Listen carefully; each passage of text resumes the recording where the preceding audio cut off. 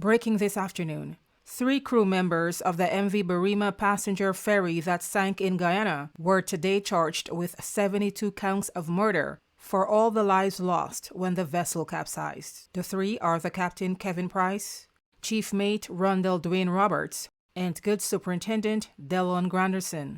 The men are all employees of the Transport and Harbors Department in Georgetown. The deadly tragedy occurred on the night of July 18, 2026. While appearing at the Georgetown Magistrates Court earlier today, the men were overheard making statements about the state of the vessel.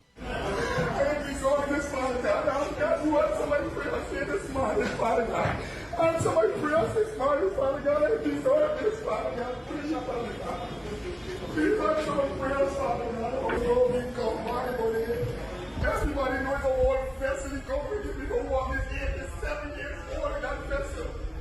The vessel have a lot of history. The vessel underwater. The vessel radar don't have a radar. The vessel don't have a search and rescue transponders. The vessel don't even have an e-port. Oh God, look at those life laughing. Those life laughing expired since 2022. And maritime inspection and they now right after the festival. Look things that happen here. Oh my God, look at the life lost them. Their expired since 2022. Defense attorney Dexter Todd is representing the 3 men. Speaking with members of the media earlier today, Todd addressed the charges against his clients. We know so far that the disclosure is that 72 bodies were recovered, and so they were charged for all 72 of those persons. We listened to the prosecution, narrated the facts in relation to why they were charged, in terms of who have responsibility, and that the boat was overloaded. Now, you had the minister who was responsible for transport and harbor, came out and said on public television that the boat was not overloaded.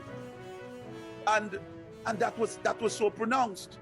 In every single press conference held by the Prime Minister, there was absolutely no indication that they found, in addition to the loading manifest, that they were able to establish the load of that boat. Now, you could imagine,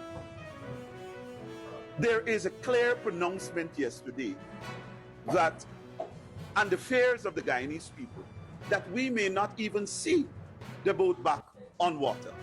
So my thing is, how do they hope to establish the weight of that boat? How do they hope to establish that?